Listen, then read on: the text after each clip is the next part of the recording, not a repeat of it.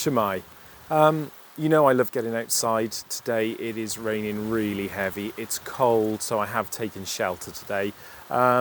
Still outside, inside, if you know what I mean, under a bit of a shelter. And I thought rather than go out and get wet for the sake of it, we do something a bit different. So we're going to have a go at tying some knots. Now, we all think, oh, I can tie a knot, I can tie a shoelace and things, but actually they've so many knots around, and usually when it comes to it, we think, well, I don't know what knot to tie, and actually sometimes we don't even know how to tie a knot. So I thought what I would do is introduce you to some simple knots, and I'd like you to practice them, have a go at them, and then you'll start seeing where you can use them and how useful they actually are.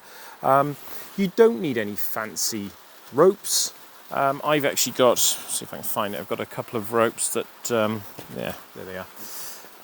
There's two different colours just to help me explain them to you. But you can use shoelaces, you can use string, you can use garden twine. It's anything that you've got lying around. You're bound to have got string around the house. And you can have a go with me at practicing some of these knots and see how good you are with them. It's a very useful thing to do, and I'm sure once you can tie them, you'll find lots and lots of uses for camping or when you're out in the garden or just playing around in the house. Okay. So we'll start with a simple overhand or thumb knot. So I'm going to take my rope, and it could be a shoelace or a piece of string that you've got around the house, some garden string. And this is what we call the working end here, the end that you're going to be using. And what I'm going to do first of all is create just a simple loop. So just curl it over, create a simple loop. So there it is. And what we're going to do, we're going to end up taking this end, the working end, and we're going to push it up through the back of the loop, up through there, to make the overhand or the thumb knot. So it's going to go round and it comes up through there, and there it is. Now it's not a particularly useful knot as it stands. It puts a little stopper in this rope to stop anything sliding down it, or to perhaps stop this end fraying, but there are things that we can do to it to make it useful knots. So what I'm going to do, just going to take that knot out. Okay, and there's my working end. Now I'm going to double it over. So I'm going to find the middle. I've only got a short piece of rope. I'm going to find the middle of my rope. There we go. So that's the end that we had, and I'm doubling it over. There. And we're going to go through exactly the same process, but this time we're going to pretend that this is one single piece of rope. So we're going to pretend this is one single piece of rope, and I'm going to put a loop in here like we did before, exactly the same simple loop in there. You can see we've got the hole there, and remember what we did last time, we brought it up through, so it goes round the back. Okay, I'll do it so you can see it. So it goes round through and up, and when you pull it this time, you can see you end up with a loop.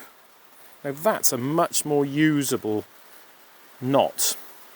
There's your knot, exactly the same. It's the overhand or thumb knot, but now you've got a loop that you can hook around things, you can attach things to it, perhaps clip something into it. So that's your double overhand or double thumb knot. The next knot I'm going to introduce you to is a reef knot. Now, if you've got one piece of string or one shoelace or whatever it is you're using, you're going to use the both ends of it, the both working ends. Now, to make it easier for you to follow, I'm going to use two different coloured pieces. So I'm going to use this one, and I'm going to use this one. Now, the reef knot that we're going to create, it will join two ropes. It's not a particularly strong knot. It's a very simple joiner, and also if you put lots of pressure on it, if you pull it really tight, it's very difficult to undo. But again, it is quite a useful knot. So what we're going to do, we're going to cross them over for starters. So I'm going to put that one over there, and I'm going to bring this one over here, and then I'm going to tuck it back up so both pieces are facing upright. Okay, so let me do that again. So I've got this one, and we're going to cross them over. This red piece is going to come over here, and the blue piece is going to go up there, and then I'm going to tuck this side, the working end, up so they're both facing uphill. Okay, now I'm going to have to pull them a little bit further through so I've got enough to work with, because we're going to coil them back on each other, and we're going to put them through in a way now that this working end will follow the end that's already there, and this working end will follow this one. So I have to pull it through a little bit more. So there it is. Okay, nothing's changed, and this time we're going to bring this one over there, so the red one over the blue one, and it's going to follow under there, and the blue one will come up through. So when I pull them together, oh, they're quite stiff, these ropes. There we are. And that is a square knot or a reef knot, whichever one you want to call it. And you can see that the red ones are following up in the same place every time, and the blue ones are following in the same way. Now if you tie it wrong, you'll end up with a granny knot. Now a granny knot is a pretty useless knot, and I'll just show you that one before we practice this one again. So this time, rather than this one coming over and going under there, we do it the opposite way, so it actually comes up through. Now this one, you can see, this time this one's going under and this one's coming over, this one's coming over and this one's coming under. It's really not a very good knot at all. It just all goes to pot with that one. It will fall apart. So we'll have another quick go. So we'll start from the beginning. Okay, there's your two ends, and we're going to cross them over. So we're going to cross the red one over there, and we're going to put the blue one over there, and then we're going to tuck the red one under, so we end up with both facing up.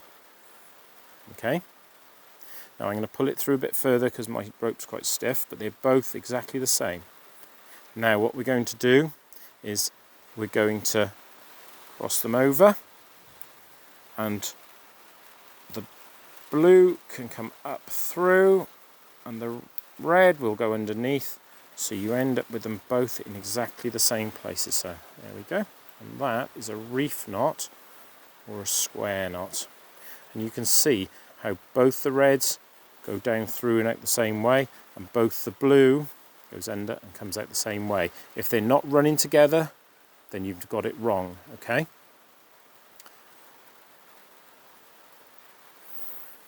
so there's your first two knots. I hope they were easy enough to follow. Have a go at practicing them, see how you get on, and hopefully I'll catch up with you again soon.